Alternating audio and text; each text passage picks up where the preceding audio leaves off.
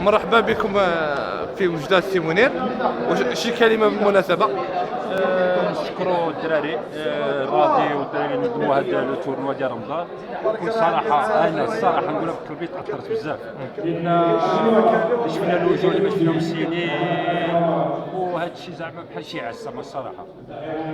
ونتمنوا ان شاء الله باش هذا الشيء يتكرر ان شاء الله. ان شاء الله ان شاء الله زعما الصراحه والله العظيم نقولها بقلبي الصافي. الا تاثرت بزاف هذه السلبه اللي داروا لنا، لا ما يتنساش، لا يكثر خيرهم.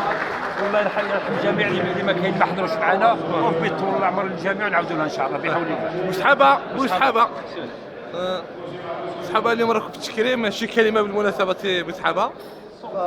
بصراحه نشكروا هذا الجمعيه اللي كيترأسها مصطفى قيدوم اللاعبين.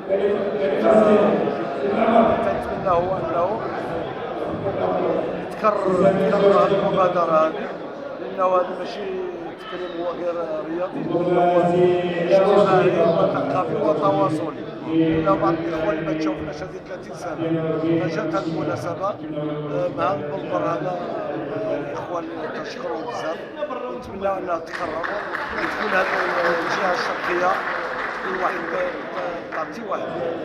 تعطي واحد ليكزومبل للفرق الاخرى او القدماء كما نسميو انا اللاعبين السابقين. فما اتمناه هو انه نديروا يديروا، وهذه فكره كانت عندنا في السابق، فنتمنى ان شاء الله انها تتكرر كما قال الاخر. فهذو هما الناس اللي يخدموا الرياضه، لانه حتى هذو القدماء او هاد اللاعبين السابقين المهم ماشي في وجده بل الجهه الشرقيه باكملها. فاللي تنتمنى هو انه المولد ديال وجده تبقى ان شاء الله بحول الله في الحزب الوطني الاول، لانه هذا جزء منا وحنا جزء منهم.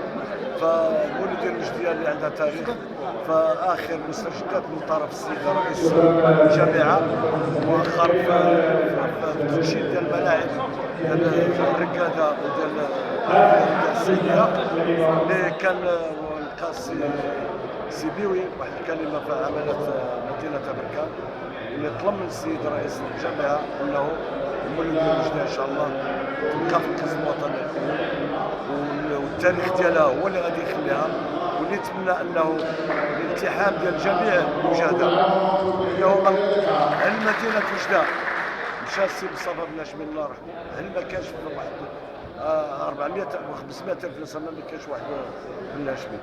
فهذا عار علينا كاملين وعار على الاخوان ديال وجده، ويسمحوا لي على هذا الاسلوب ديال العار. فبصراحه انه الا داروا يتفيد ويخدموا في الحزازات ديال السياسه ما هو سياسي، انه انا الناس من خدمه الشباب وجده، من خدمه الشباب الجهه الشرقيه.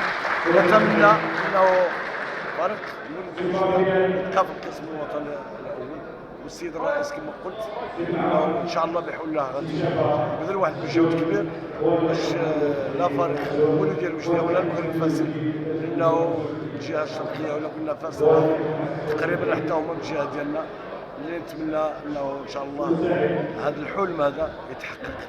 ومره اخرى مع المنبر هذا تنقول السيد فوزي كرئيس الجامعه انه يبذل واحد المجهود ان شاء الله باش تبقى المولد في القسم الوطني. وشكرا. شكرا.